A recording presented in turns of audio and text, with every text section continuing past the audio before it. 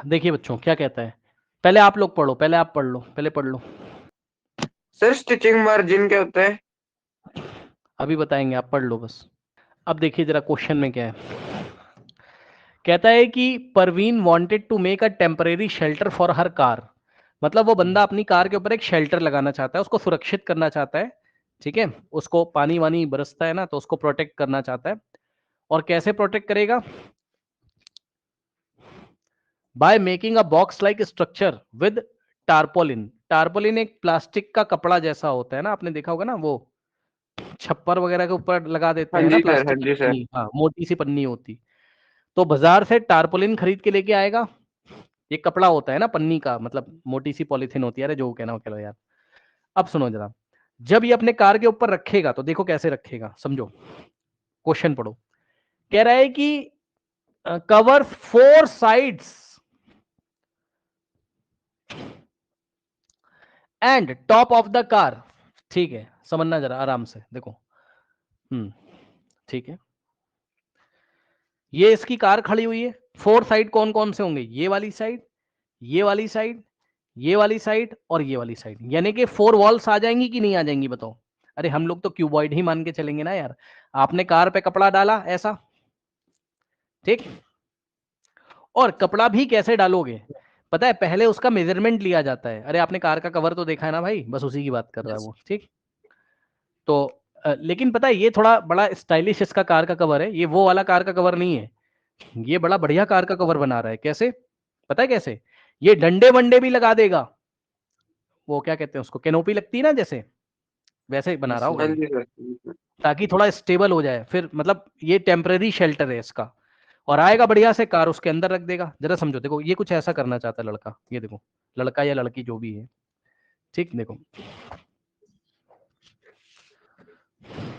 समझना जरा, देखो बस आपको ऐसे ही मैं दिखाने के लिए जो है ना, एक चीज मैं करता हूं यहाँ। देखो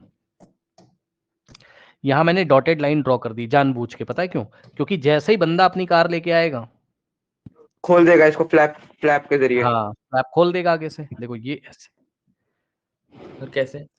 ये आएगा ये। और अब देखो उसने सिलाई कहाँ कहाँ करी हुई है भाई। जब कपड़ा बाजार से लेके आएगा तो दर्जी को बोलेगा, टेलर को बोलेगा भैया सिल के दे दो। तो कहाँ कहाँ सिलाई लगेगी? एजेस पे। यहां सिलाई लगेगी, यहां सिलाई लगेगी, यहां, इसी को स्टिचिंग बोलते हैं। ठीक है, अब सुनो, ये कार ऐसे अंदर अंदर ले जाएगा, ये ऐसे खड़ी कर देगा। अब बताओ जरा, मुझे बताओ, क्या सामने कपड़ा लगा होगा? Yes sir. लगा अरे हुआ। फ्लैप है ना। हाँ यही, वो तुम्हें कंफ्यूज कर रहा है बेवजह, वो तुम्हें कंफ्यूज कर रहा है। कह रहा 4 sides with the front face as the flap which can be rolled up, है ना। तो ये जो इसने 4 साइड्स बोल दी है ना, 4 साइड्स में ही ये बात कवर हो गई, यानी कि चारों दीवारों पे कपड़ा लगा हुआ है। और आगे कपड़े को ऐसे गिराने वाला फ्लैप बना हुआ है। ऐसा फोल्ड कर देगा तो कपड़ा ऊपर फेंक देगा, ऐसे पकड़ के ऐसे फोल्ड करके ऊपर फेंक देगा। और फिर जब कार को अंदर रख देगा तो फिर से रोल करके उसको नीचे गिरा देगा, समझ गए? यानी कि कपड़ा कहां कहां लगाए, ध्यान से सुनिएगा। 4 ये साइड्स में तो गाड़ी, लेकर सरफेस एरिया। हाँ, कपड़ा कहां कहां बस लगाए? एक तो लेटरल सरफेस एरिया पे लगा हुआ है, चारों बस दीवारों पे, टॉप। मैंने पढ़ा है, अब मैं नहीं बता रहा हूं। मैंने चारों दीवारें बताई हैं आपको, लेटरल सरफेस एरिया। और कपड़ा कहां पर लगा हुआ है? टॉप। ऑन द टॉप, ठीक। बस तो अगर ये लेंथ है और ये अगर ब्रेथ है, सही है, और ये अगर हाइट है, तो जरा ये बताना जरा मुझे कि टॉप का एरिया कितना होगा, जरा बताना जरा, कौन सर बताएगा? L into start. B। Yes, L into B, ठीक। तो ये टॉप का हो गया। तो हम क्या करेंगे? एल एस से और प्लस टॉप एरिया, ठीक है। अब एक बात बहुत इंपॉर्टेंट बताऊंगा, सुनना भी। तो एल एस से कितना हो जाएगा? 2 in the bracket L plus B into H, ये सबको पता है। और टॉप का एरिया कितना हो गया? एल इंटू बी, ठीक। अब इन्होंने डायमेंशंस देके रखी हुई है क्या? यस। अब बहुत बढ़िया सवाल है। कह रहा विद द बेस डायमेंशन इतना, यानी कि बेस का डायमेंशन देके रखा हुआ है। बेस का डायमेंशन, ये लेंथ हो गई, ये ब्रेथ। तो बेस में एल की जगह 4 मीटर और ब्रेथ की जगह 3। बेस से पता चल रहा है, बेस जो रेक्टेंगल उसमें लेंथ और ब्रेथ दिया हुआ है, और हाइट यहां अलग से दी हुई है, यानी कि हाइट की जगह 2.5 रखेंगे मीटर्स में, ठीक है। अब सुनो, उसने पूछा how much tarpaulin would be required to make the shelter. ठीक है भाई, तुम निकाल लोगे, तुम्हारा आंसर भी आ जाएगा, सब कुछ सही है। अब सुनना मेरी बात ध्यान से, एग्जाम में क्या देगा वो सुनो ध्यान से। पता है क्या बोलेगा? जैसे मिठाई के डिब्बे वाला क्वेश्चन किया था ओवरलैपिंग वाला, देखा था अभी? Yes, sir. तो यहां पर बोलेगा स्टिचिंग करते टाइम 5% या 6% एरिया ओवरलैप कर गया। सुन लो ध्यान से भाई, जब तुम सिलाई करोगे, दर्जी जब सिलाई करता है तो सिलाई अपने कपड़े में देखो कैसे होती है, कपड़ा एक के ऊपर एक रख के तब सिलता है ना, ओवरलैपिंग होती कि नहीं होती बताओ? Sir, होती जैसे है। ये देखिए यहां सिलाई ऐसे लगी हुई है, अगर आपको दिख रहा हो कैमरे में, तो यहां ओवरलैपिंग होती है, एक के ऊपर एक रख के तब सिलाई होती है, ठीक है ना? Okay, Yes. तो वो अगर उसने एग्जाम में इसी क्वेश्चन में बोल दिया कि 5% ओवरलैपिंग में चला जाता है, तो सुन लो ध्यान से, पहले जितना एरिया बोला उतना निकाल लेना आराम से। सुनो सुनो सुनो, मान लो, अरे भाई मान लो, मान लो कि इसको सॉल्व करके आंसर आ रहा है, अरे कुछ भी ले लो, ये आंसर नहीं, आंसर कुछ और होगा, मैं समझाने के लिए बता रहा हूं। इतना आ रहा है, तो हम क्या करेंगे, फाइनल आंसर अगर उसने बोला कि स्टिचिंग में 5% एक्स्ट्रा लगता है या 6% एक्स्ट्रा लगता है, मान लो कह रहा 6% एक्स्ट्रा लगता है, तब एरिया टोटल कितना आएगा बताओ? इतना तो लेंगे ही लेंगे, और प्लस 6% ऑफ दिस। आया कि नहीं आया बताओ? आया समझ में क्या मैं बताना चाहता हूं? बताइए। हाँ जी यस सर। सर। अगर उसने बोला एग्जाम में ओवरलैपिंग, वो कराएगा ही कराएगा। आरडी शर्मा में ओवरलैपिंग वाला ही दिया होगा सवाल। Sir, तो ठीक? 6% of 100 हाँ, 1050. मतलब जो भी आंसर आएगा, देखो जहां जहां वो कपड़ा लगा रहा है उसका एरिया निकाल लो, निकालने का स्टाइल मैंने तुम्हें सिखाया हुआ है, फॉर्मूला मैंने तुम्हें बनाना सिखाया हुआ है, निकाल लिया। अगर ओवरलैपिंग हो रही हो तो एक्स्ट्रा निकाल देना और उसमें ऐड कर देना, ठीक? और नहीं हो रही है, जैसे कि उसने इस क्वेश्चन में क्या बोला है बताओ, assuming the stitching margin are very small, ठीक? तो हमें ओवरलैपिंग कंसीडर नहीं करना है, बस हमें इतना ही निकाल देना है। रुक जाओ, अभी इसी क्वेश्चन को मैं थोड़ा सा क्या कहते हैं, एडवांस करके फिर आपको कराऊंगा। रुक जाओ, पहले इनका क्वेश्चन करो। Sir 47। 2 into L plus B, L कितना है 4, 12। प्लस बी कितना ओ है 7 3, 7 7 इंटू एच कितना है 2.5, 2.5 ठीक? प्लस एल इंटू बी कितना है 4 इंटू, और बी कितना है तुम्हारा 3, 3। ठीक?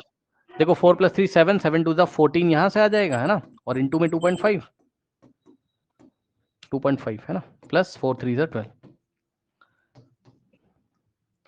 या इससे आसान तो ये था यार, क्या ही लफड़ा कर रहे हैं इतना।